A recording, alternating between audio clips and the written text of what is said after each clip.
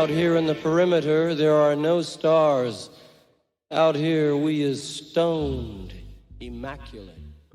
Hello and welcome. This is the C86 show. I'm David Eastaugh. As you know, we love a special guest. This week is going to be the turn of the musician, artist, designer and songwriter and vocalist. It is the one and only Robin R. Dallaway, one-time member of the Cravats, also The Very Things, and has got he's had quite a lot of different musical combos throughout his career, but his another latest one is Silverlake. There is a link that I'll put on the notes below to the Bandcamp page for you to have a listen, because it's very, very good. But anyway, this is the interview. You're going to find out so much more about Robin, his life in music, and much, much more. So after several minutes of interest but casual chat, we get down to that exciting subject that was the early formative years, the musical awakening. Robin, it's over to you. I have to think about that for a moment, but the first single I bought was Fire by the Crazy World of Arthur Brown. Oh. It was the first one I bought with my own pocket money in '68, I think that was. Right, there you go. So it's pretty good start. That was a good start. Stuart Lee had the Wombles, so there you go. That's a terrible start. I suppose Mike Batt has got some sort of musical kind of legacy of some description, though. Yes, that's enough of that anyway. And did you? I know he did a sort of song for the Conservative Party, didn't he? He did, yeah. I remember seeing him on a chat show, and he was being very arrogant, ignoring the questions and trying to light a cigar and looking very foolish. Yes, I know. Yeah, he should have stuck with. I don't know if Chris Spedding was in the Wombles lineup. He was. I've got a lot of time for Chris Spedding as well. Oh, I know. Yes. I did an interview with Chris, and it was like, oh my God, your CV is a bit frightening, really. Unbelievable. Absolutely unbelievable. Yeah. I think the musical awakening, though, probably came earlier than that. I used to, this sounds really improbable, but it's true. My brother was a soul and ska DJ in the 60s. And I started roadieing for him when I was about 10. Right. So I used to go and sit in the background of, just sit, behind the decks when he was doing his stuff, and I used to help him carry the gear. But I'd just sit there all night and listen to all the stuff he was playing, the Stax and Tamla Motown and Atlantic singles, and then all the ska stuff as well. My God, that's extraordinary. Was this all? Were you all based in Redditch? Yeah, that's right. We were living in nearby. We were living in a tiny village called Studley at the time. Right. Which is pretty near Redditch. So how did he become so hip to that kind of thing? Because let's say even in the 70s, it was hard to access stuff and information, but let alone that kind of obscure music. It absolutely was, yeah. I suppose because the kind of connections that we had. Again, this is not sort of name dropping at all, because it's nothing to do with me. But he was friends with the Bonhams, and so he was friends with John Bonham and all that crew. So he kind of got into soul and blues and reggae and stuff really, really early on. Yes, and were your parents at all musical or culturally inclined? My dad was took voice training lessons to sing opera, and eventually was told he couldn't go any further unless he gave up the fags. And if this goes out in America, I'm planning to qualify this, don't I, and say that he had to give up the cigarettes, which he was very, very reluctant to do. Yes. On about 40 embassy a day at the time. So right. And did he progress then after that? No, he didn't, which is a real shame, because he had an absolutely wonderful voice. Gosh, what drove him to being into opera so much? He got that kind of voice. I think he's sort of like Mario Lanza, and we used to listen to a lot of music together. We listened to a lot of radio, but I guess it was kind of crooners, stuff like Dean Martin and Frank Sinatra. Right. We used to listen together to that stuff, and it's how I got into stuff like Gene Krupa and Buddy Rich. That's the kind of first I'd heard of them. Yeah, absolutely. Fantastic. So how did you sort of discover Arthur Brown? How did Arthur come into your life? Well, much like your experience and many other people's experience of David Bowie, I saw him on Top of the Pops with a big flaming helmet. Yes. And was captivated. Absolutely captivated. I suppose I would have been 10 or 11 at the time. Well, his shaky little hips were going all over the shop, weren't they? So then, when you hit 16, was that like the mid 70s at this stage? 73. I was 16. And that's the key. key age, isn't it? For they say the stuff that you're into when you're 16 is the stuff that lasts for the rest of your life. Yes, I know. Well, Lemmy and David Bowie, who were both born in the same year, I think it was 47. They both would say when they got asked that question, it was Little Richard, it was Eddie Cochran, Elvis Presley, and Lemmy was always that kind of, you can only be that age once, and that's the music. And Buddy Holly, he was really big on those artists. But it doesn't matter what comes up next. It doesn't have that same depth of feeling and sort of importance, really. So, that is very true. Yeah, I was born in 57, so I suppose a decade later than them. So the peak for me was 73, and it was Roxy music and Bowie, and I was absolutely obsessed, particularly by Roxy. Yes, but a lot of the other glam stuff at the time, Sparks and Alice Cooper, I absolutely adored. Right, blimey. So trek up to the town hall in Birmingham to see Roxy music. I saw them on their first tour and the second one as well. Blimey. But did they have a guy called John Porter who was part of Roxy music? Yeah, they did. Yeah, he was actually the second bass player. It was Graham Simpson before that, wasn't it? Who was kind of a Liverpool stalwart. I think he'd been in a number of beat combos, including the Big Three. Yes. But he didn't look the part. He didn't look the part at all. I'm sure he was very competent, but on the you've probably seen it on the inside of the first Roxy album. There's Graham Simpson there in his cheesecloth shirt, and everybody else looks as if they're from Panic Zarg, in the 25th century. John Porter was drafted in, and he looks much more the part. Yes, and he went on to he helped produce that first Smiths record, didn't he, when that was all going terribly wrong, and I think they gave him a bit of money and said, could you just sort this out? Because frankly, the previous person has done a real disastrous job. He's argued, I can do it over the weekend and try and sort something out. So yeah, apparently so. Yeah, it's got a story, isn't it? It is quite a story. He has got quite a story about Johnny Marr as well, which was quite funny. Oh, really? So, yes, which kind of, Johnny... They were best mates until he told a story, which he said it was true, but Johnny said no, it wasn't, and never spoke to him again. So there you go. You'll have to listen to the John Porter interview, and then you'll go, "Oh dear, Johnny Marr, what's that about?" Yeah. But yes, I'll do that. I'm sensitive people that we are. Yeah, these things happen, don't they? Yes, I think it's who claims the narrative, isn't it, in this world? It is, absolutely. Yeah, that's true. So when you got to 16, did you leave school? Did you do A levels at that stage? I did A levels, but it was an utter waste of time because I failed them. And the only thing I was really interested in is art. Going to art school, and I hadn't got the qualifications to go. So I went back for a third year of A levels and couldn't hack it really. I just felt like in the wrong place, and too old to be doing that. So I subsequently dropped out and had a really miserable few months of just not being able to see a way forward. Yes. And then it was kind of an odd thing. Really improbably, I joined the civil service. I started working at the Department of Employment as a clerk. And it was charged just to kind of, I suppose, have a think about things and think about what I wanted to do, and sort of set my sights on going to art school, and that's what I focused on, and eventually got an interview for, and was eventually accepted. Fantastic. So where was that school, college?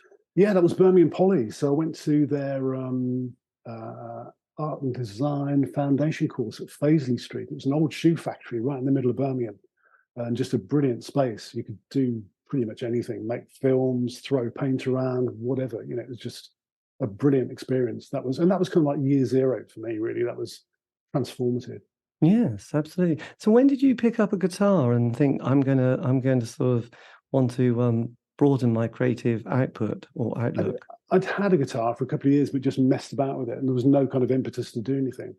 So it wasn't really until I'd heard the first few punk singles that I thought, this is for me. And we started messing about, not writing material, but making up songs to make each other laugh, really. We used to get together in my bedroom at the time on Saturday afternoons. We used to go to, there used to be a supermarket called International Stores. And we used to my God, we had one in a little town. Yeah. I think they were everywhere. It was a big chain. It was a big chain, but bizarrely, it would probably look tiny now. But yeah, that's true. It was like a village shop. Or some exotic place which had aisles which were like very tiny. And yeah, that's right. But it did seem very exciting. I think there was only one woman, 1 till, but it still seemed enormous. I mean, I was young, but and I was small, but yes, the international. I know. So yeah, you might remember they had their own brand of alcoholic beverages. So they had their own international dry white wine, which was like alcoholic vinegar, I suppose, really. And so, but it was cheap. It was only under £1 a bottle. So we used to it was that or Blue Nun. Yeah, that's right. Yeah, it's true. We didn't have a lot of choice. No, hard times. It was all simple. Yeah. So that's what we used to do. We used to drink the international dry white wine and hit these guitars and wail. Yes, absolutely. So when did you meet the other members of the band? When did this all come together? We all went to the same school. We all went to a very lovely old grammar school, which, particularly with hindsight, was a fantastic place to go because there was a really strong presence of the arts and literature and music there, which we all benefited from. So they were there. The two other guys, Shend and Martin, were younger than me. They were a year younger. But we were kind of thrown together by punk, I suppose, really. Yes. So your first single, that was 78, wasn't it? By then, had you started seeing quite a few punk bands? Yeah. My exposure to it was a bit earlier than that. My conversion was on a drive home from art school. I started going to art school in September 76. Driving home from Birmingham to Redditch, I used to listen to the drive time show. It was Dave Lee Travis. And about halfway home, I remember hearing this unbelievable sound on the radio. I hadn't got a car radio; it was a portable radio. So I was driving with the radio jammed against my ear, trying to work out what it was. And I thought, I'm going to have to pull over. I pulled over and listened. And we got to the end, and Dave Lee Travis said, "And that was the Damned with New Rose, and you can bet we won't be playing that again." And I looked to the radio. You madman! What are you thinking of? That's the best thing I've heard for years. And that was it. That was the ding light bulb moment. Well, absolutely. No, that was. I think that was the Damned that changed John Peel, didn't it? It was almost before and then after the Damned or the Ramones, and yes, he realised that those Grateful Dead days were gone. Yeah, I think it was the first single, wasn't it? And it was only a few weeks later I went into the Virgin shop in Birmingham and bought it, and there was nothing else. There were no other punk singles out. And I don't think anything appeared until it was probably the start of the next year of 77 when Grip came out and Spiral Scratch. And White Riot, and suddenly there was a clutch of absolutely unbelievable bands to. Yes, and I guess there'd been people like was it Graham Parker and also the Doctors of Madness. Had they come on your radar at that stage? They hadn't. I hadn't really heard of that pub rock thing. I guess it was maybe it's confined to London. I don't know. I used to listen to the radio and stuff, but it was. I don't know if it had much exposure or not. I did like Eddie and the Hot Rods, who I think were probably in that genre, and Dr. Feelgood. Yes, but it really was. It was punk that got me going, got me into it. Yes. So by 78, you got your first single out, wasn't it? Gordon with Situations Vacant. So did you have quite an ethos for the band at this stage? Was there quite an idea behind what the Cravats were going to be about? No, not at all. No, other than we, I suppose we all kind of share the same sense of humour. And just an absolute passion, for these few singles that we bought, and we'd regularly get together and play them to death. Yes, and the first session, the first times we used to get together, we were really literally just to make each other laugh. That was the objective. So then we started. Yeah, we actually started writing songs, proper songs, and trying to take ourselves a bit more seriously. Well, that absolutely. And how did Small Wonder come into on the radar, the label that you signed to? Yeah, that's right. Well, we self-produced our first single, Gordon. I think we pressed 1,000 copies, and it was done in a very haphazard way. We went to Lintone Records in Coventry because it was the only record pressing company we'd ever heard of, because they used to produce flexi discs for magazines and things that'd be stapled to the cover. So we did the pressing with them, and we did the printing at a local printers called the Windsor Press, a really sort of old school pressing plant. That was a printer that was very sympathetic, but completely lacking knowledge about how to make a 7-inch single cover. So, but yeah, Small Wonder. We went to a gig at Stratford College, Shend and myself and Martin. And John Peel was the compere there. We tried to get on the bill for this gig a couple of weeks before, and I think it was the Students' Union, and said, "Well, you have to pay. You have to pay to be on the bill." We think that's well, not only with skins, but that seems really ridiculous. That just seems really immoral. We're not doing that. Yes. But we went to the gig and actually told Peel about it, and I think he sort of took pity on us and bore us in mind. And we wrote to him about a week later and sent him a copy of the single. And it all can stem from there. He played it. We wrote to Small Wonder at around the same time because they were on our radar, and because they'd heard the Peel play, they got in touch and signed us. Yes, blimey, because they went on to sign people like Patrick Fitzgerald, didn't they? And was it Cockney Rejects as well and Bauhaus? They did. Well, yeah, that's right. They had quite an eclectic catalogue. Yeah, people like Frank Sinatra, the first Bauhaus single, Brass. A lot of really odd stuff. And what was it like going into the studio at this stage? Had you sort of was this all a new and rather strange experience? It was. We knew absolutely nothing, and of course, the arrogance of youth. We weren't willing to kind of ask anybody, but we were lucky in going to outlaw studios in Birmingham. A lot of places wouldn't take punk bands. They would actually actively say we're not interested in punk. It really polarized people. It's hard to believe now, and it's hard to. It is. It's quite extraordinary, yeah.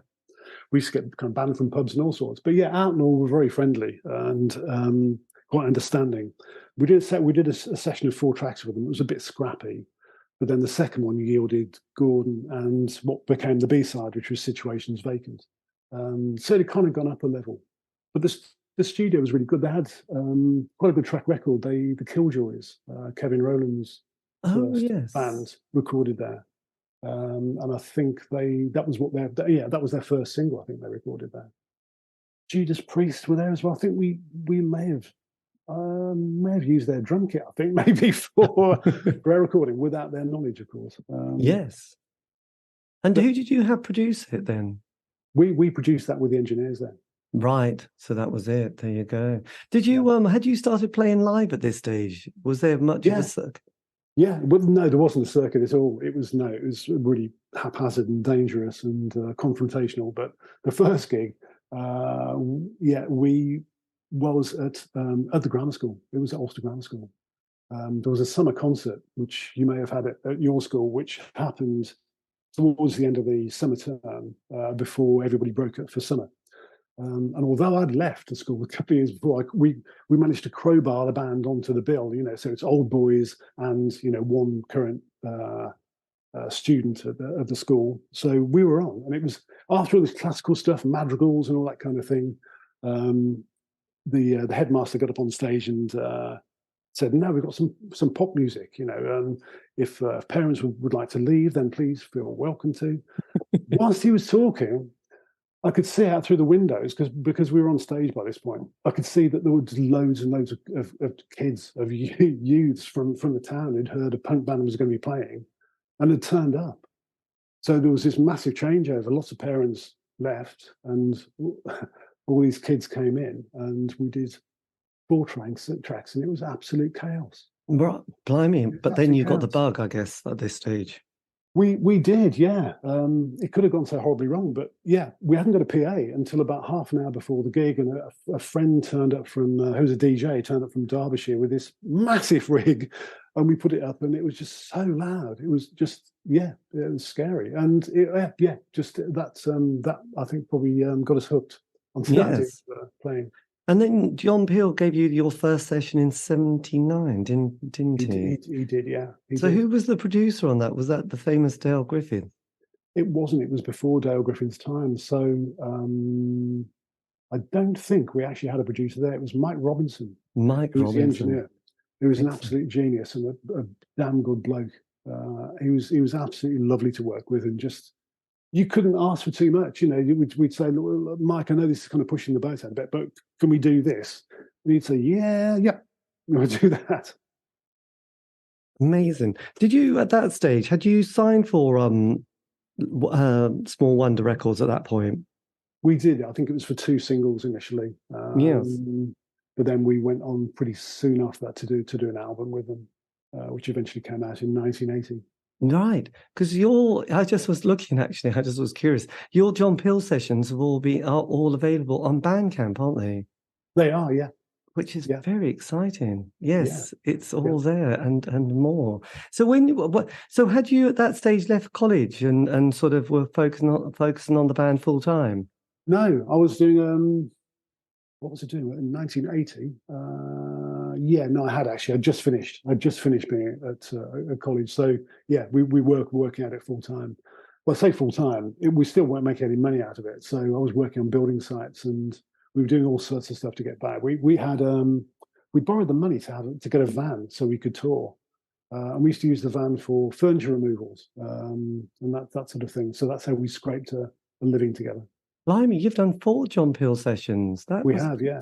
We did make consecutive years, 79, 80, 81, 82, I think. Right through, there you go. So during that exciting period, we'd had the punk, then post-punk, and then, Thatcher gets in, then we have the Falkland War, all that. How was that kind of influencing the band at this stage? Because things looked really quite grim, didn't they? We all thought we were going to have a nuclear war as well. So what was it like for the band at this point? And also, there was so much unemployment and sort of feeling that it was a hopeless cause.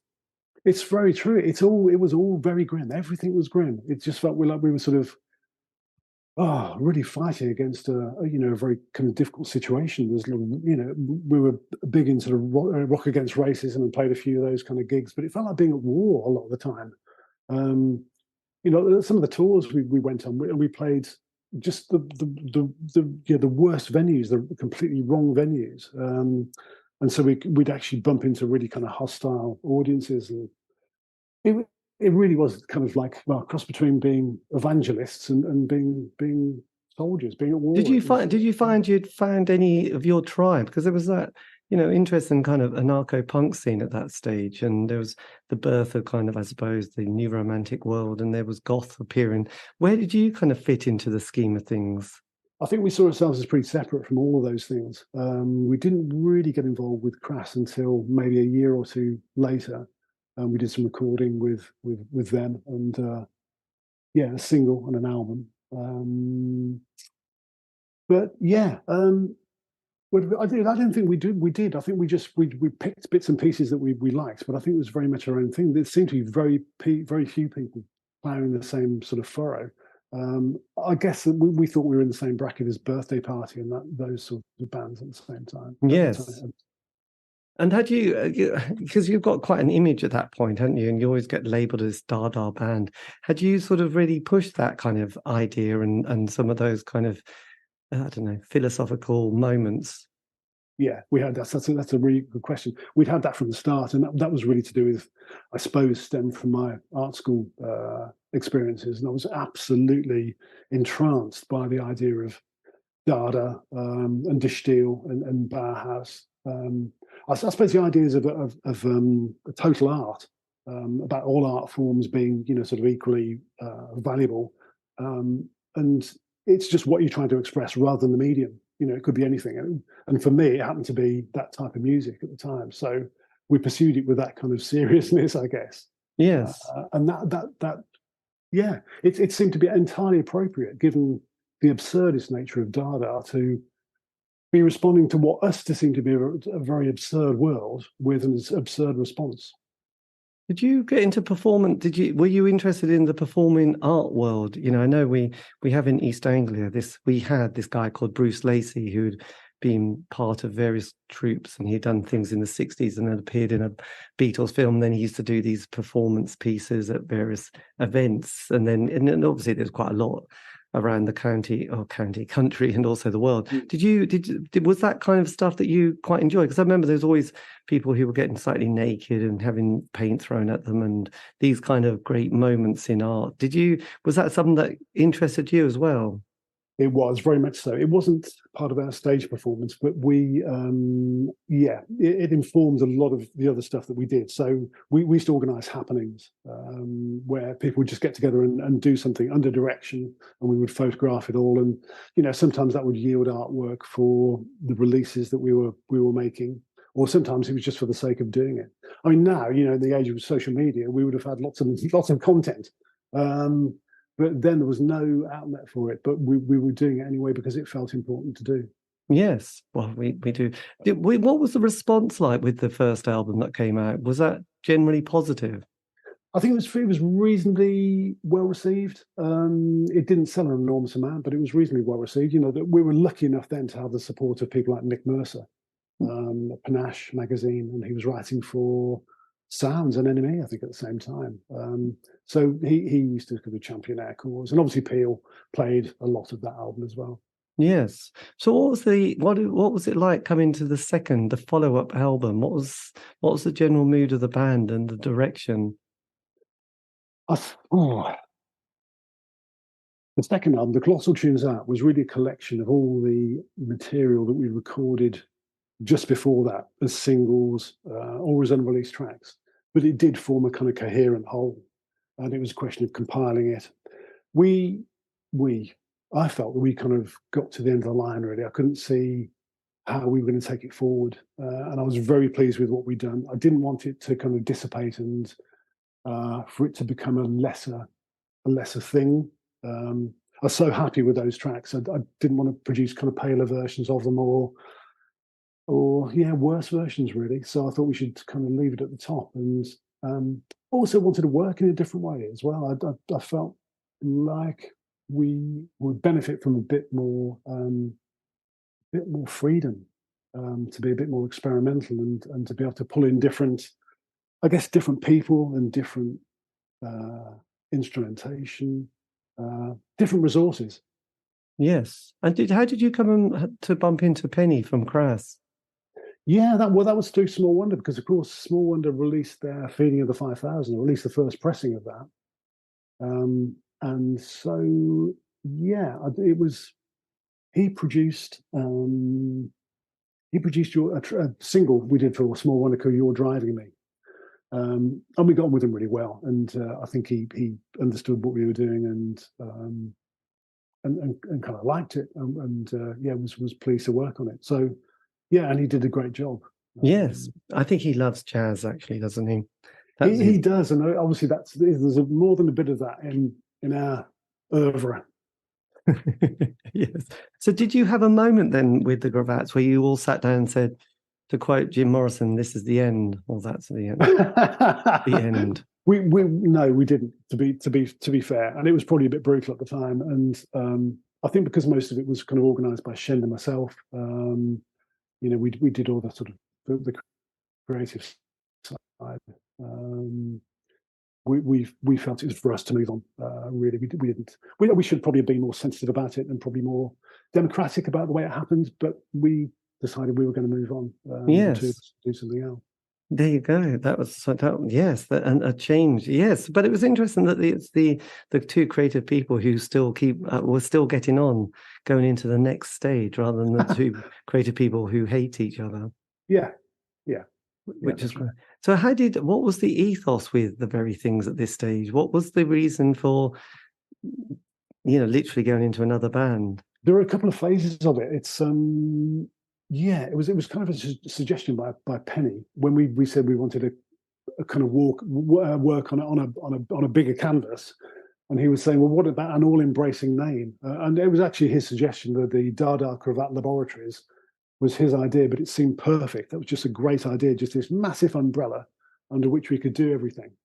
But within that, under that umbrella, we decided we were going to form a band which would have a kind of a floating membership, but would have a particular remit, and the kind of things that we wanted to explore were like 60s garage sounds and psychedelia, and so that's what we did. We formed the very things to kind of do that. Yes. And we pretty quickly went into the studio to play around with that and see where it went. And who did you get in as well, apart from obviously you and Shend? Who else was part of the new project? It was just the two of us. We were arrogant enough to think that to start off with, we could do everything ourselves. And we did on that first single. So I drummed on that single. I'm not a drummer, but, managed to make a decent fist of it, I think. And although Disney Time would tell you otherwise, he used to critique the single, which is partly why we took him on. Well, you come and do a better job then. But yeah, for the first single, it's just Shend and myself. That was the Gong Man, wasn't it? It was the Gong Man, and the colours are speaking to me, yeah. Yes, that's really... But then one of the great indie songs of the 80s appears, doesn't it? The Bushes Scream While My Daddy Croons, which I remember the video on... I think the Two played it, didn't they? We did see it, and we were very, excited by it. And there was a lot of kind of interesting and quirky indie singles coming out at this stage, wasn't there? People getting quite experimental. It was a great time for music, I think. Those early 80s, there was some really, really good post-punk stuff around. We were, I suppose, influenced by, people like Devo and the B-52s and Pere Ubu. We were looking to them, really. But, yeah, and also maybe the Cramps a little bit. But we were, trying to kind of still just, hone our own sound, really, a particular very thin sound. And so, yeah, I started writing things in late 83. And the Bushes Scream was inspired by a newspaper story I saw about a guy who was fed up with the moles in his garden, and he parked the car. I can't remember the details. I'd sort of pictured it as being a winter's day because he was in his car. He got the window open, the car running, saw a mole, shot at it. The car lurched into reverse and smashed into his house, and there was an enormous fire which engulfed the house. And it was just an amazing story, and it all seemed to kind of ferment in my mind as being a perfect kind of allegory, of neurosis and madness. So yes. I used that as the basis for the lyrics for Bushes Scream. That was the classic, wasn't it? Did you? And then you bought the album came out as well at this stage. So were you on a really creative role for the band during '83? Yeah, I wrote all of that album, which I really enjoy doing. I still stand by it. Looking back at it, I think it's got a coherence that is I'm really proud of.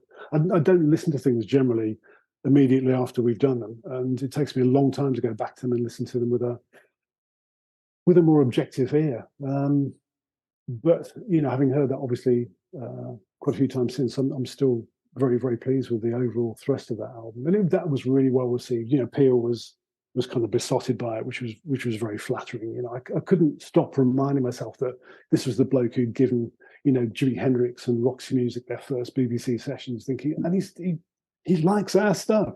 He likes it. Yes. There's a great quote from him about. He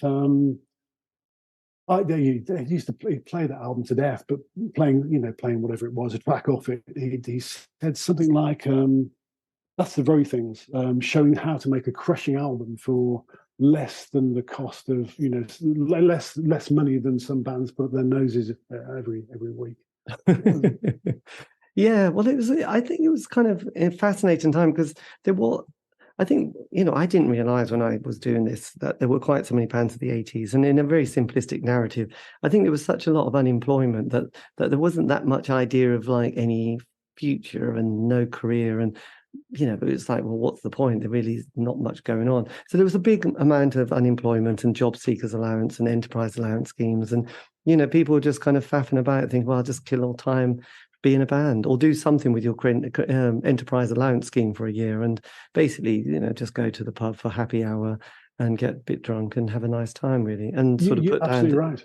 And that was kind of a massive bit. But there were bands like, I don't know, Big Flame, I remember, and they just wanted to do one album, have a bit of a nice time, mess about a bit. They couldn't really play their instruments, but they made a noise. But I think we had the gatekeepers during that period, didn't we? We had, obviously, Peel was enormous, and then we had the 3 weekly music papers, and then there was all these little venues in every town and city that would put on an indie night, alternative night. And I think that kind of helped people at least feel like you weren't just playing to your friends and family and anybody else you can emotionally blackmail to come and see you, really. So you're absolutely right. There was a big change at that time, because that's when venues who, I guess, promoters, those venues understood that music, and that's when it got a home.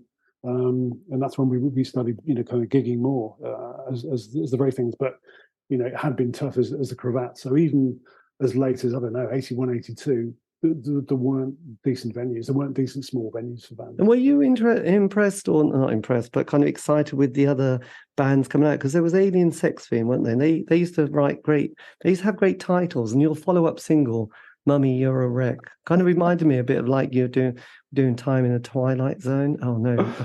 Can you remember that those bands could have really good titles, couldn't they? That's it's true. It's true. I used to work on those quite hard to try and get something that would be intriguing.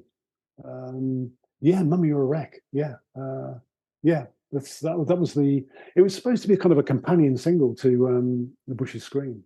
Yes. Prunes. But I actually had some sort of really serious serious underpinnings. It was about alcoholism. Alcoholism in families, and specifically my mum. And it wasn't kind of running her down or anything, but it was just channeling that and lots of kind of episodes that happened for creative ends. Yes, God. So that was kind of a little bit of a biographic number. It was, but I guess all this stuff has to be, doesn't it? If it's got the integrity, it has to be stuff that you've experienced or have an understanding of, or have some point to make.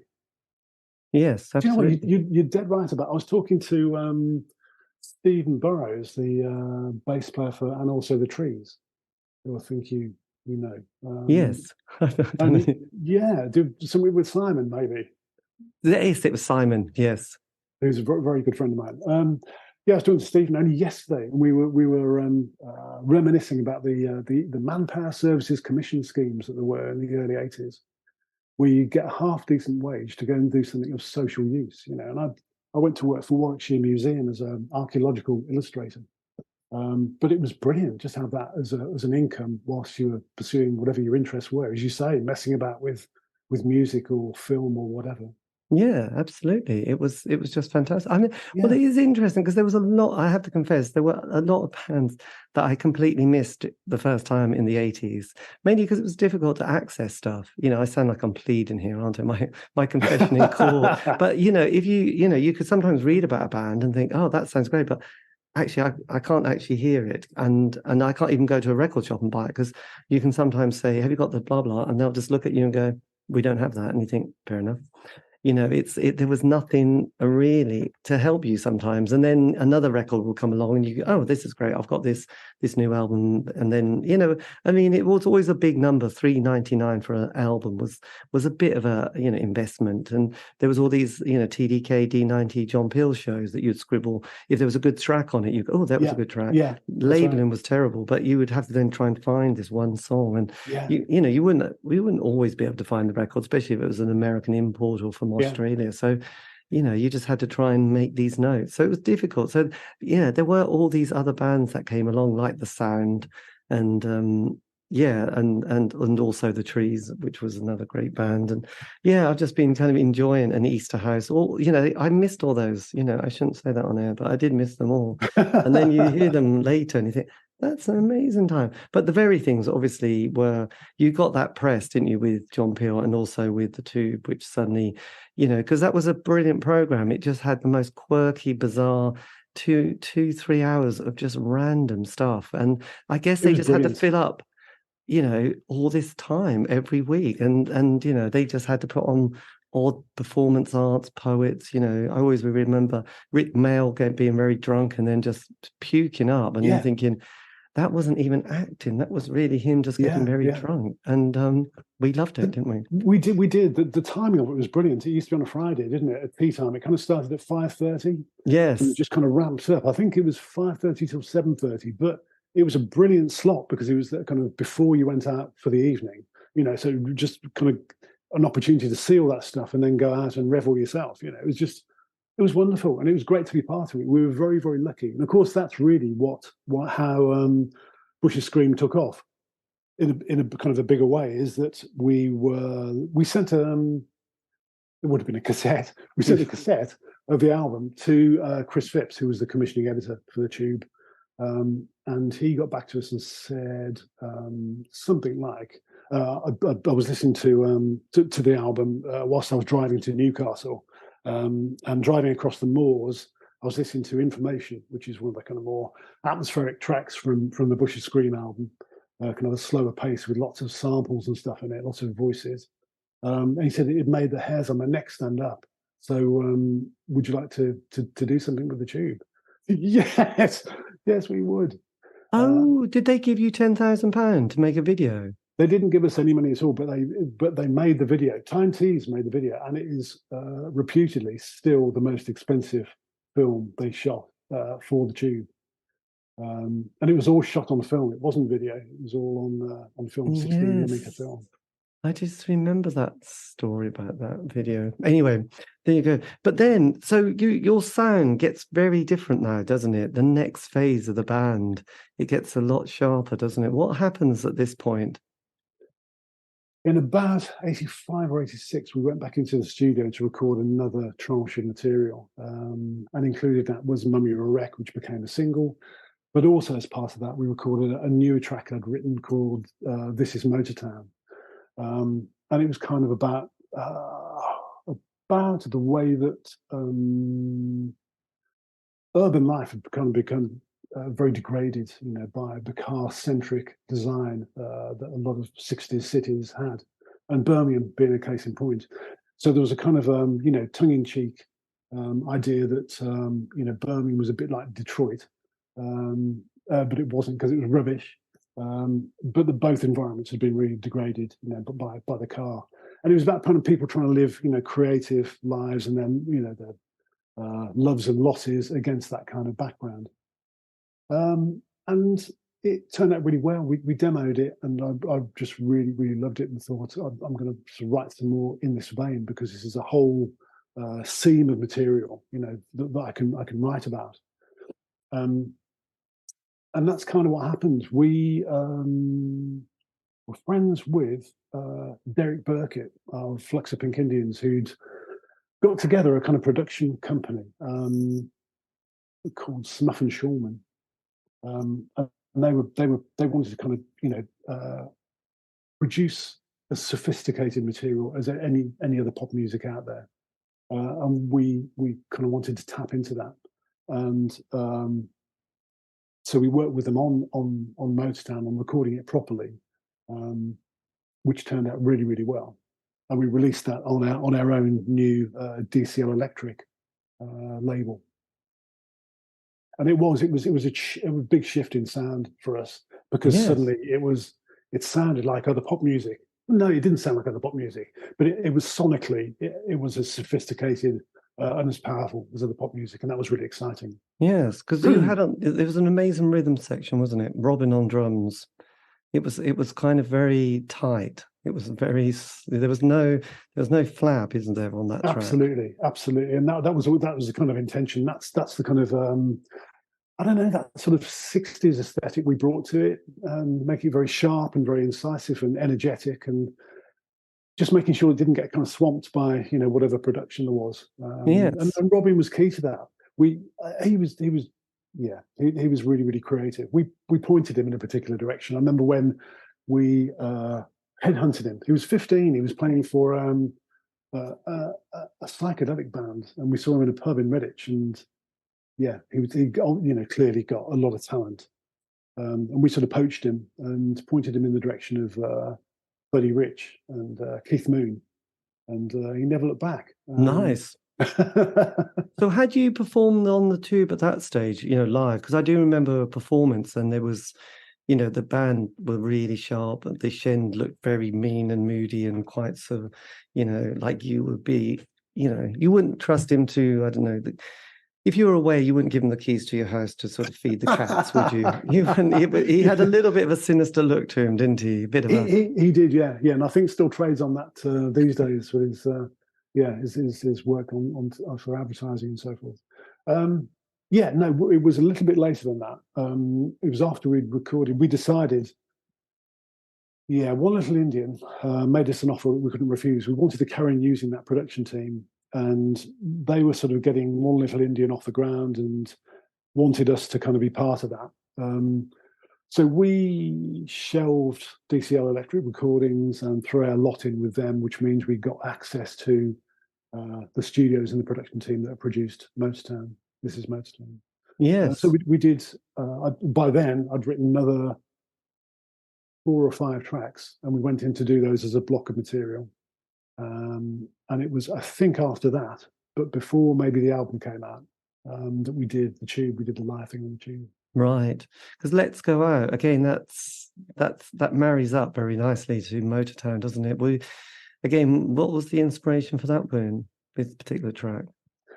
As I was mentioning earlier on about the kind of just trying to imagine. Well, I didn't have to imagine. I'd spent a lot of time, in Birmingham with girlfriends, and at college, and I used to work there as well at one time. I was working in a record shop.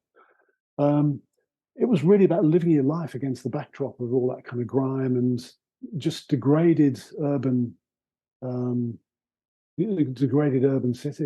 It was pretty grim a lot of the time. It's pretty nice actually now. It's quite swanky now, but at the time it was awful. In the 80s, it was really, really nasty. Okay, because it was about still having fun, going to parties and stuff, and going to bars and just making the best of it. And yeah. Coming from East Anglia, though, Birmingham did seem to have a very vibrant sort of music scene, because you probably saw King Rocker and the world of Robert Lloyd and the Nightingales, and those, is it Barbarellas, the nightclub that we and members of Duran Duran hanging out with Stephen Duffy from the Lilac Times, and then you had Terry and Jerry, and then you had We've Got a Fuzzbox and We're Going to Use It, Vindaloo Records, Stuart Lee. It seemed pretty good to me, stuck in the East Anglian landscape. It was certainly a very vibrant place, and the really good venues. Yeah, there was the Barbarellas was the key venue, and it was tiny. It was absolutely tiny, but I saw the Damned there and the Clash, and pretty much anybody played Barbarellas. And there was another nightclub called Rebecca's. It was kind of sister club.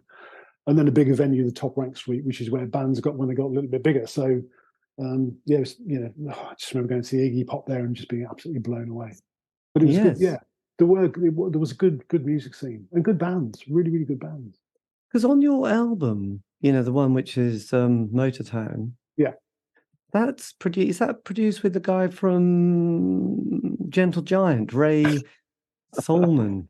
You're good. You know stuff. Yeah, because I did an interview with a guy from Shelley and Orphan, I think, and he did a lot of indie band. No, it was A.R. Kane. Yeah. And he said to me, it was really sweet because his wife would pop her head round and go, "Oh, this sounds quite nice, dear." And I think, I think the wife. I don't know if that's completely true, but it was some kind of. It sounded quite a nice little setup. So did he produce that whole album? Yeah, he did. Yeah. With Brian Pugsley engineering. Ray is an absolute genius. He's been working in music for so long. He started when he was 15 or 16 with Simon Dupree and the Big Sound. Kites. Ray wrote Kites, which was a cracking song. Weird song, but brilliant. Made entire sense. Him going on to Gentle Giant later, but he's just so knowledgeable and just such a generous person. With his time and with information. So I learned more than I ever did before or since working with Ray about all sorts of things: keyboard playing, guitar playing. There isn't a day goes past without I employ some technique that Ray taught me. Right. It was just a brilliant mentoring process. And he's just got fantastic ears as well. He knows what's what. Well, amazing. What studio did you go to for that release? Yeah, we used Berry Street, which is right in the East End. I'm not sure if it's still there or not, but we, because of our lowly status at the time, we were using dead time. So I think people like Bronski Beat had the daytime shift. They were using the sensible times of day, and they'd pack up and leave at tea time and to do whatever they wanted to do, and we'd go in and spend the night there. Yes, at cheap rates. For cheap rates, yeah. We love those bands who come in at cheap rate times. So everybody at this stage loves to do a cover version of "There's a Ghost in My House." I can't remember, when did Marky Smith do his? This is a moot point. Well, it's a bit odd. How can I diplomatically describe this?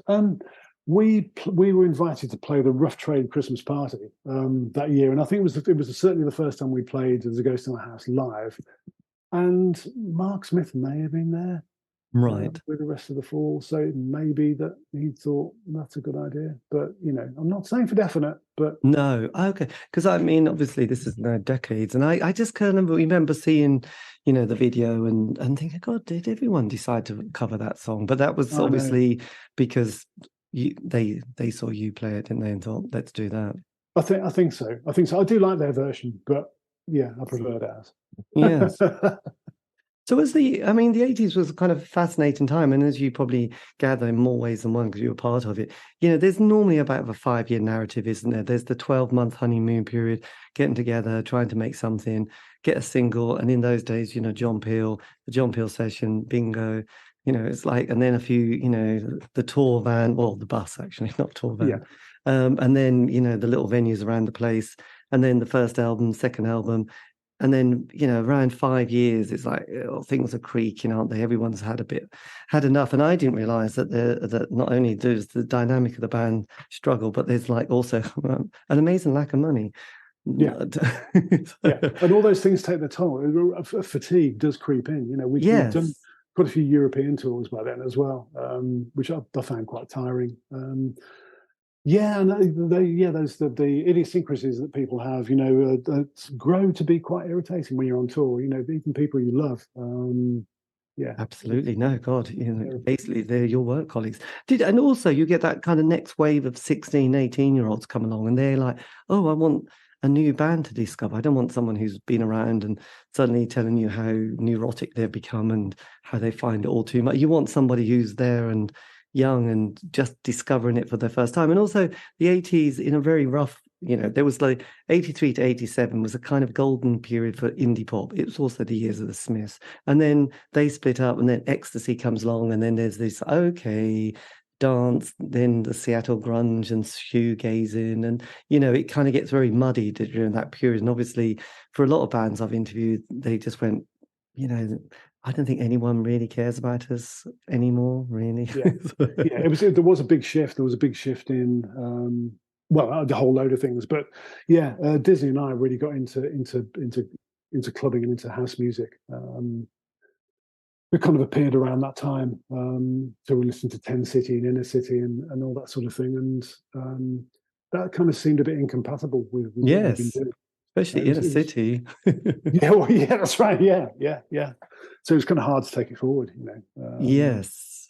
And it's in the format that it was in then. So. And so was there a definite moment where that was it with the band? There wasn't. It kind of petered out, and it's really unfortunate. And I'm still not really entirely sure what happened. I didn't sort of engineer it, but it did kind of drop to bits. I spent a lot of time in the studio on my own. The other guys, weren't there all the time, so I was there a lot on my own. And a number of things happened. There was actually a second block of tracks that had only been demoed, which were slated for the Motortown album, and we didn't get to record them. And I was really, really disappointed about that. But we kind of put all of our eggs into one basket. And no one kind of discussed this, but it seems to me with hindsight that it was really because there wasn't a massive commercial success from either This Is Motortown or Let's Go Out, which was expected, which would have kind of bankrolled, the expensive recording and production that we'd enjoyed up to that point. Yes. So we sensed, I think, just some, not disinterest exactly, but there was certainly a lack of support, maybe. Yes. It was, disappointing not to have been able to. I guess. Did you ever have a manager? We'd had a manager, but didn't have one at that point. Right. Yeah, we'd had a management. And what was the deal with One Little Indian? Was that just one album? It was. Well, it wasn't. It was kind of. I think it was for the one single actually. So there wasn't anything drawn up until the album was ready to go. So we weren't on a so many albums deal. It was on a release by release basis. Right. God damn. Does Yeah. that mean, because I'm not confused, so you were with One Little Indian, but then it's being bought by Fire Records? No, again, because it was on a kind of gentleman's agreement basis, we were able to kind of take the masters away, and eventually we ended up at Fire. This is 10 years later, though, 1993, and it was just a matter of making the stuff available and tidying it up. A lot of loose ends. Some stuff hadn't been released at all. Some stuff had been released in the wrong place. There were versions of things I really wanted to get out, so I put a lot of time, the best time of the year, into getting. It turned out to be 3 albums. It was Bush's Green, Motown, and then there was the stuff that occupied that middle ground. There was Mummy or a Wreck, and a lot of kind of other material surrounding it. Yes, it sort of made sense to kind of pull that together and release that as an album as well. So 3 albums basically we did with Fire. right. There you go. That's done. You haven't even had a Cherry Red collection compilation, have you? Which they love doing those things at the moment. They do, yeah, and they bought the rights to all the Cravats stuff, which is interesting. All the Small Wonder material. Oh, have they? Have they done their kind of 5 CD box set with booklet, or is that in the pipeline? I don't know. I don't know what's happening. They've certainly cherry picked tracks and put them on those. Oh, I wonder if we've got one around somewhere. Maybe not. But the year by year sort of thing, like in 1970, this was 1979, and there's, I don't know, Adam and the Ants on there and all sorts of stuff. Yes, I think every month there's another. They've got, this month is Leeds, and there's a 4 CD box set, and they've done various ones. They're good, they're very good. So in that, because I don't know if you ever read Luke Haynes' book on where he talks about his relationship with Fire in the book, and it's quite sort of, he talks about sort of wanting to do unpleasant things to people there. Was your relationship with Fire generally okay? It was, but I suppose I had a different relationship with them. I used to do some artwork for them as well, for releases. So I had a kind of dual role. I was freelancing, earning a bit of money doing record sleeve design. So this is kind of a practical offshoot of my art school training. Yes, how to do graphic design, and so I was doing a bit for Fire. So I did a couple of pulp albums and some of that sort of stuff. Oh yes, Pulp were on Fire Records, weren't they? And they were to start off with, yeah. I don't think they had very good things to say about Fire eventually as well. But, I know, and then I think they bankrolled the King Rocker film, so apparently it's all good stuff now. So everyone likes them. But Luke Haynes has got quite an amusing book out about, I don't know. I must read that. I'll be interested to read that. Yeah, I'll check that out. It's so good. But in so many places. But then you get lots of John Peel festive 50s, don't you? Which is always essential, and you get that kind of kudos, which is brilliant. But then after that, what happens to you? Does music then take a bit of a I don't know, a sidestep, or I don't know, it didn't immediately.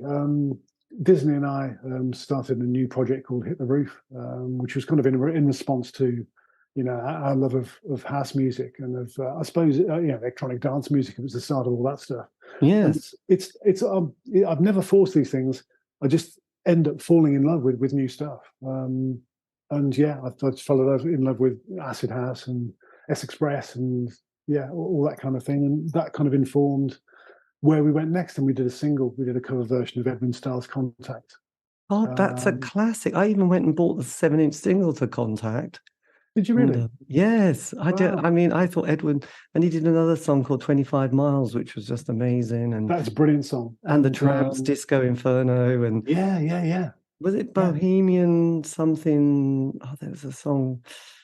Not Bohemian Rhapsody. There was another one of those classic stomping songs. But I did, because of being obsessed with John Peel, basically anything he played, I vaguely loved. Well, not vaguely. I loved the Bundu Boys. I loved Gregory Isaacs, Pablo, and then all that house stuff. A guy called Gerald. Then he started playing the Orb and Orbital, and and I remember him playing. Is it Frankie Knuckles? Love Don't Turn Around. I do remember just going, my God, did you just hear John Peel play that the other night? And obviously. Yeah.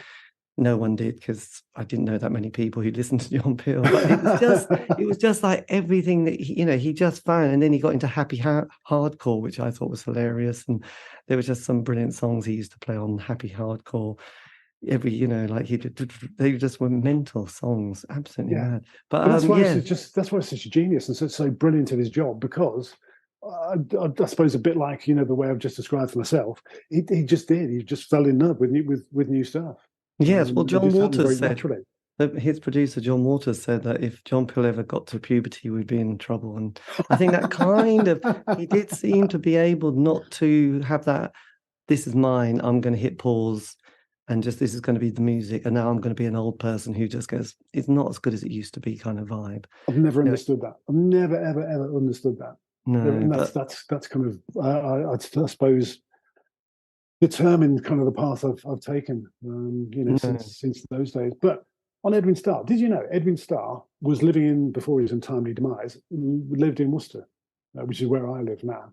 Huh? I went to see him at a nightclub called Marilyn's in Worcester.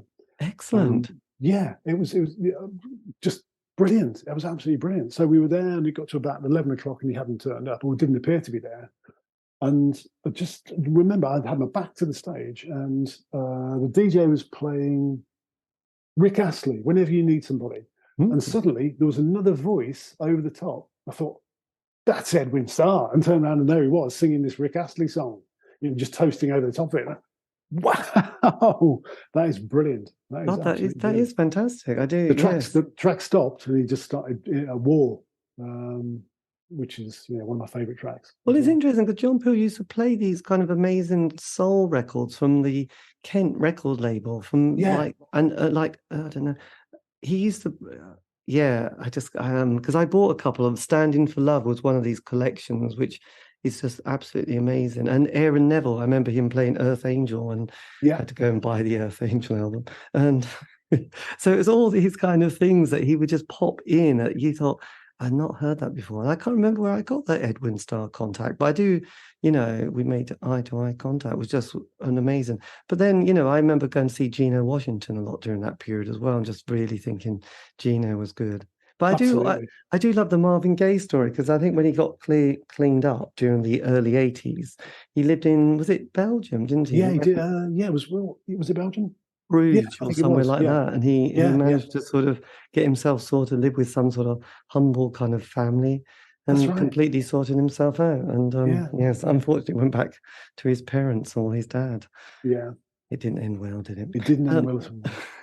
So then, as we navigated through the 90s, so did you stay with dance music and the acid house and I did, but as a consumer. So I was clubbing during that time. I took a year off. Well, I didn't know it was going to be a year off. I really had enough of making music and all the kind of machinations and all the politics and manoeuvring and stuff. And I'm not. I'm not a great ligger, so I don't do that kind of schmoozing thing well. So it was quite a relief to take a year off and just go clubbing, which is what I did.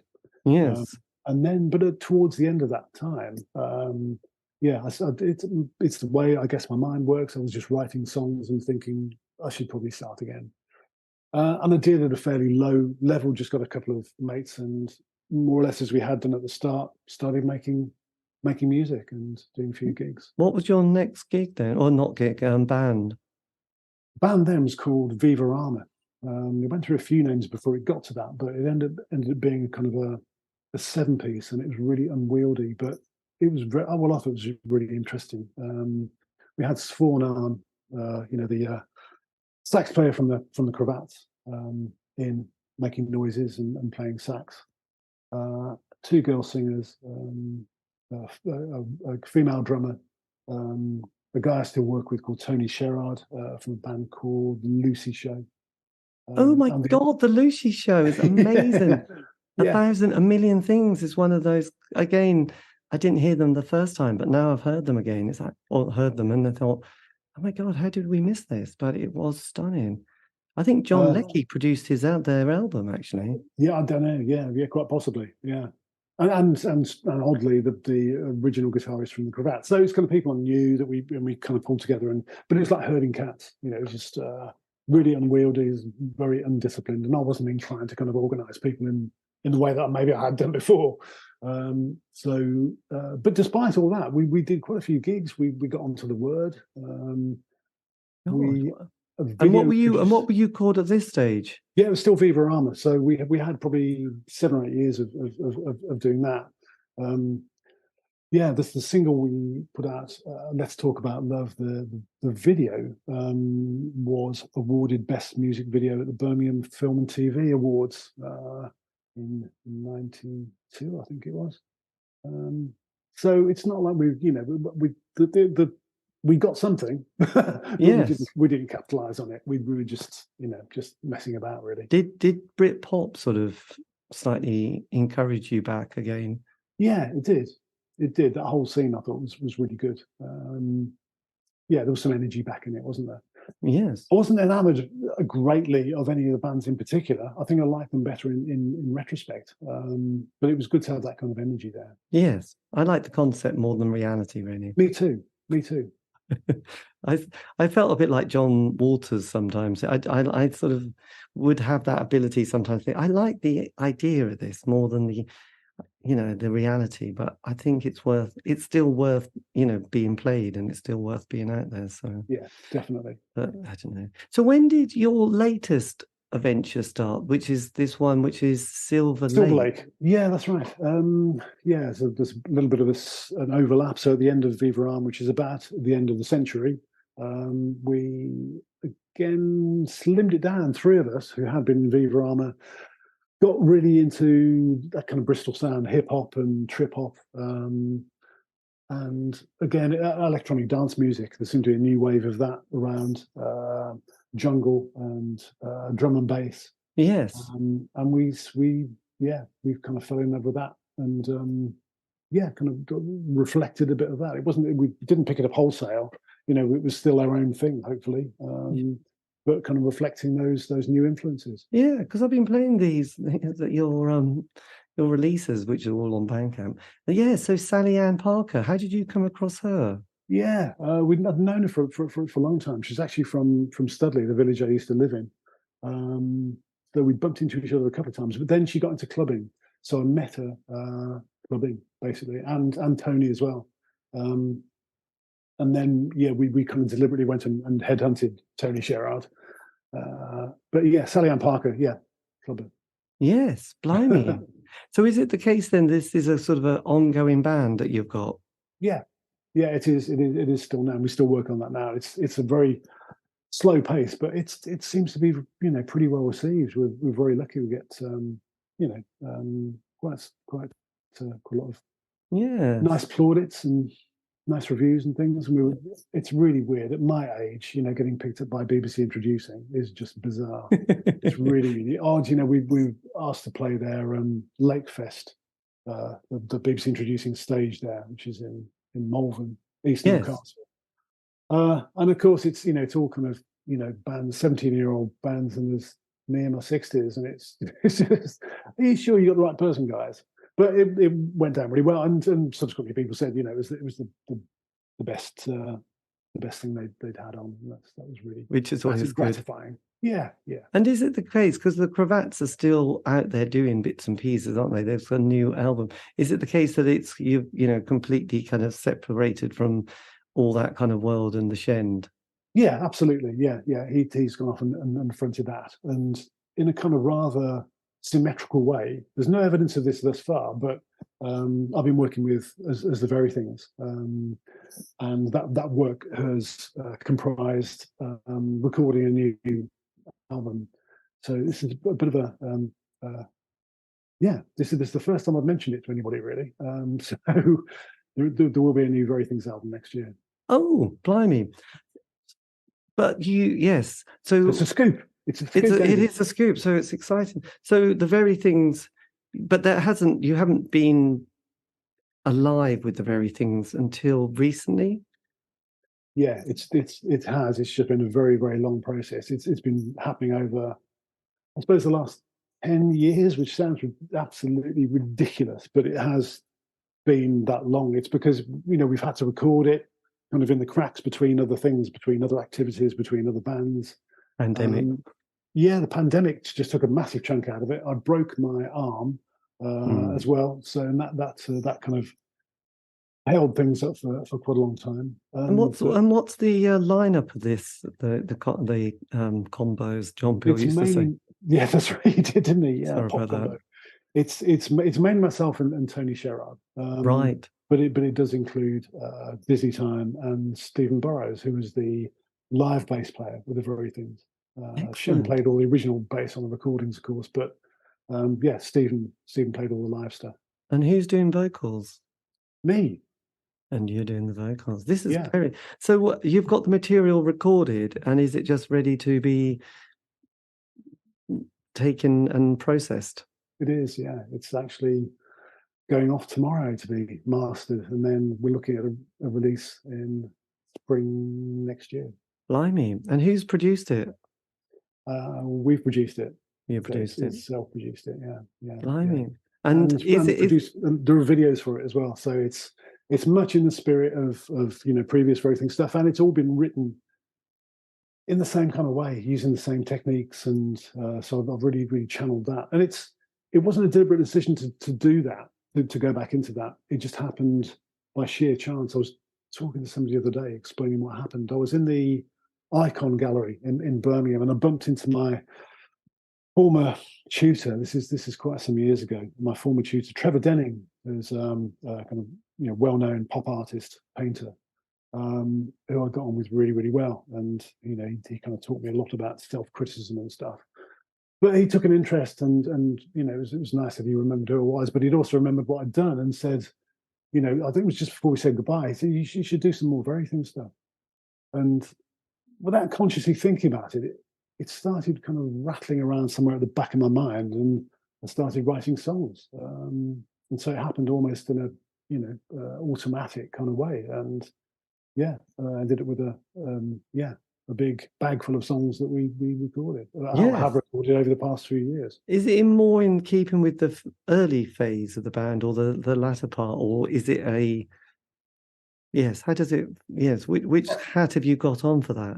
I think very much in visual terms, and I think if you drew a line between the first album and Motortown and then projected it out, that's where this stuff would be. So I would like to think it's kind of got some of the sophistication of Motortown, but some of the edge of the Bush's Scream. Excellent. So it's got elements from both of those. This is going to be very exciting, isn't it? God, I hope so. Well, as Brian Eno said when he was working with Bowie on his Low, he said, "Don't worry, no one's going to die, whatever happens," and that is true, isn't it? It's important to remember that, isn't it? It really is important to remember that. There's several points I've thought, no, I need to listen to it again. We need to kind of remix it or do those parts again. And I've kind of gone the whole 9 yards with it. I've gone as far as I can with it, and I'm quietly pleased with it. I'm quietly proud of it. I don't want to overcook it or no, but sort of create too much expectation. But I am very pleased with it. Yes, well, you must enjoy seeing. It's always great hearing new bands, and it's brilliant when you hear some raw young talent. I just think that's fantastic. But I've also enjoyed, kind of still hearing, bands who've just got back together and went, well, not the original lineup, but sometimes variations, and it just made a sound, and they just really enjoyed it and said, yeah, it's great fun. And yes. Well, I have. It's just really, really wonderful, mate. For me, I did most of the vocals on the first two Cravats albums, and I think that the maybe is because I don't speak to people. I think there's maybe a misconception that it's that Shend sang those, and most of it is me actually. And then when we did the very things, when we started the very things, it was a kind of deliberate move to make Shend the front man, because I just wanted to do the creative stuff. I actually didn't want to be kind of the front person anymore. And this is an opportunity to get that back. And it sounds a bit immodest, but I always liked my voice on the Cravat stuff, and it's nice. It was nice to get back to that. It took a while. It took a few years to kind of get it back, but I was kind of delighted, what we were able to do. Yes, absolutely. And it's interesting because I also did, was it Simon and also the Trees? I mean, they're still got projects and there's still loads of work coming out. And I just think it's a kind of a bit of an amazing time at the moment. I think everyone's just wanting to put something together and release something again. And I think you're right. It is it's kind of post-pandemic, isn't it? That's still all that? I know that's for a lot of people. That's quite a long time ago now, and it's all kind of in the past. But it's taken me and a lot of people I know, a long time to get back into the swing of things. And part of it is just what you say, I think, about bands playing live and meeting up and messing about and doing stuff again. It did put paid to all that, didn't it, for a long while? Yes, I did. Was it Alexander Hack or Hacky who was in I can't pronounce that German band. The one with oh God, Blitzer and all those guys from Berlin. Yeah. And him and his partner have got a new album out, and they said they would rather just rent studio spaces to live and work in rather than own a house, because they'd rather put all their life into making art and work rather than worrying about owning a home. And I think that's amazing. I wouldn't go that far myself, but I think it's great that people have still got that amazing ability to put so much into what they're doing and so much belief and put themselves still on the line at the probably in the mid to late 60s, because I think that's what everyone wants to do. You're right. You're absolutely dead right. It's really important to do that because I think because of the way that technology is as well. It's very tempting, to kind of to do it in that kind of very controlled, pedestrian way, maybe, to record in that way. And I've so much time, for people who do put themselves on the line and do difficult stuff. Yes, it's great. That's really, I hadn't heard about them actually doing that, but that's really, really impressive. I couldn't do it either. My other half would, not be happy. Too much actually, but it is interesting. Things being unearthed from that period, because there was an amazing film on a band who only lasted 8 months and released one EP called Rima Rima, and I remember them. Yeah. And somebody decided to make a film about them, which was quite amazing. They were the first band on 4AD Records. Yeah. And then it's this most fascinating film about this band who only lasted 8 months. Yeah. Had Dorothy Max Pryor, Gary Asquith, Marco Peroni, and various other people who went into 4AD bands. And, again, people created such unusual and interesting music. It was just an amazing time. So it's very inspirational. I think creativity is the only thing that we've got, really, isn't it? So you're absolutely right. You've got to keep using it. I'd forgotten that Marco Peroni was involved in that. He was using one of the programming studios when we were working on the Very Thing stuff. So to see him regularly down there. Was he in Adamant at the time? Yeah, he was. Yeah. And then he worked actually with Sinead O'Connor on her first album. Yeah, he did. Yeah. He's a good guy. Amazing. So if you were able to whisper something to your 16-year-old self, a little bit of word of wisdom, is there anything in particular that you would have thought, that would have been a good thing to know when I was 16, even if you ignored it? Yeah, I would say stop worrying about the future. Just get on with it. It'll all be okay. It will be all right. Even the 80s, which was a bit grim, it will be fine. It was grim, but it was at a time, I think, when I was kind of really physically fit. I was working on building sites. And so it really did feel like being a warrior. I'm not kind of a violent or a macho person in any way at all, really, but it felt like we could tackle anything. And sometimes we had to. We did get in lots of scrapes, at gigs. So it didn't bother me. It didn't kind of get to me mentally at the time, and so happily we survived it. Yes, well, I'm so excited with both Silverlake, which is I was interested because I thought, God, this is a very different vibe. It's got that dance vibe, but now it all makes sense. Yeah, from your clubbing period, and I thought that's interesting. Right. Her vocals and the production. Oh, well, interesting that Silverlake stuff is kind of has veered back because the first album is kind of 90s, noughties dance music. It's got a lot of sounds in it that I kind of recognise as being very much from that era, and that's as it should be, But the second, on the album that we're working on now, which will also be out next year, I think have been influenced by my work on the Very Thing stuff. So there's a bit more than a little, kind of indie influence. Yes. So you've done lots of EPs. Is it Jim Rockford's Smile is the album? Jim Rockford's Smile is the album. That's the second album. Yeah.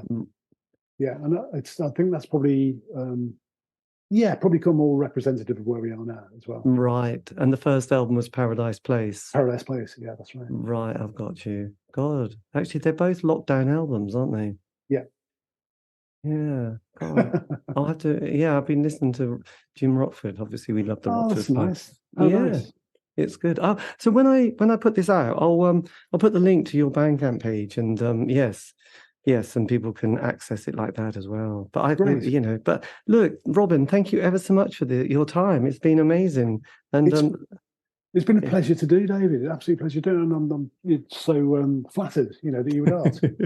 Oh, people bizarrely really love when they see the kind of people I've had, they go, my God, that's so amazing, and so curious who they are. Because mostly, I mean, when I started doing this 5 or 6 years ago, there wasn't that much interest in the 80s scene. And now, I mean, there was 2 books on goth rock this year, which was amazing. Yeah. And did you read the Shend's book, by the way, that he brought out? No, I didn't. Did you? I've got the PDF of it, which is not quite the same as having the book. And okay. I must admit, having PDFs don't really help reading things. Actually, I find it hard. I don't like reading books on screen. That's absolutely it. It's just like, if I don't like, I like the physical thing. So I've just scrolled up and down a bit and went, that's interesting. But I haven't. But I know that the very things is just like compressed to like one paragraph almost from memory of it, but the photographs are very evocative, and I think for that reason, I've enjoyed it. But no, it's interesting that goth, which I remember at the time being rather looked down upon as some sort of poor relative, has now become, with Cathy Unsworth and also John Robb, has thus become this kind of, wow, yes, we all love goth, which keeps making me think, no, we didn't. We hated goth rock, surely. You're right. It's kind of revisionism. It's really interesting, isn't it? Really interesting. I loved a lot of it at the time, and still do. Yes, but I mean, I have to say, when I used to watch the two, the audience looked pretty dead until the Mission were on and all the Smiths, and it was absolutely rocking. But most of the time, they just looked completely bored. What was it like with the very things? Was there much of an atmosphere? No, there wasn't. It was really sterile. It was really, really hard to kind of G ourselves up to perform, and it must be. Yeah, as you suggested, it's probably the same for other bands as well, I would have thought, if you're not the Smiths. Or Wayne Hussey. Tough crowd. And I remember they went mental. But I do, and I suppose they were just spoiled rotten, weren't they? They had all this entertainment every week, and I don't think they appreciated it. No, I think you're right. No. Who do we do with? They used to do 2 bands at a time. Voice of the Beehive with the other band on in the same studio. And it was the same for them. It's just kind of a lack of interest, It's really odd.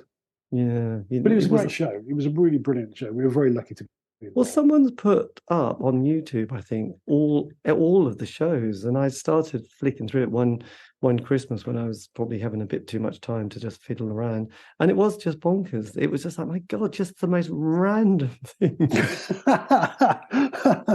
You're right. You got it absolutely right earlier on when you were saying that whatever it was, 2 or 3 hours to fill. That's a lot of time. Weekly. That's a lot of airtime weekly to fill with stuff, isn't it? Yeah, and so we remember those classic things, or whatever they're called, but it's all the really strange things that they just went, oh, this week we're going to do some really obscure soul program, and oh my God, they were on it, and oh well, it hadn't. It's almost worth it because it's like an archaeological dig, and you're thinking, oh wow, that's quite amazing. A lot of ranting poets, So. Yeah. And then and Maggie Clark was often on it with Letters of Brezhnev. That's right. So, gosh, I'd forgotten that. We caught them at just the right time when there seemed to be money sloshing about, and they threw kind of money our way happily. But I was able to. I don't know if you remember seeing it, but Max Headroom did the intro to our film. And it only came about because Matt Frewer, Max Headroom actor, was recording a lot of links for the Tube the night before we did our filming for the Bushy Scream, and I was in Newcastle. And Chris Phipps, the commissioner for the Tube, said to me, "Do you want him to if you want him to introduce a film, he can, but you need to script it." So, okay, okay. And all the other guys are going out to the pub, and I stayed in and scripted his intro, the one that he delivers before the film. So, but I was just so lucky to be able to do that. I'm sure now. I'm thinking they said it was £20,000, didn't they? That video. I don't know. It was a lot of money. Gavin Taylor directed it, who'd done U2 at Red Rocks before that. Right. So he was kind of a bit of a name, and it was all shot on film. So yeah, and they only had limited stock. So there's a bit at Home Priory when Shend's doing his vocals, and he right at the end of the tune, he turns around. You can see he trips on his cape. Under normal circumstances, we would have reshot it. We couldn't because that was all the film stock we had. That was the last bit of 16mm film going through the camera. Excellent. Yes, I'll have to watch it now. Well, look, Robin, thank you ever so much, and I'll keep in touch. But looking forward to your new material. Thanks, David. Yeah, I'll let you know when it's out. It's so nice to speak to you. I'll keep in touch. Please Thanks do. a lot. Have a lovely evening. And you. Take care. Bye-bye. Bye. And that, the listener, as you can gather, is the end of the interview. A massive thank you to Robin Dallaway for giving me the time for that interview. As I mentioned, or he mentioned throughout that interview, as you just heard it, so you'll know. One-time member of the Cravats, also the very things. How exciting is that news? And do check out the work he's doing at the moment with Silverlake on Bandcamp. There you go. Anyway, this has been the C86 show, David Eastaugh. If you want to contact me, you can on Facebook, Twitter, Instagram. It's true. Anyway, all these interviews have been archived on Spotify, iTunes, Podbean. It's true. Anyway, have a great week. Stay safe.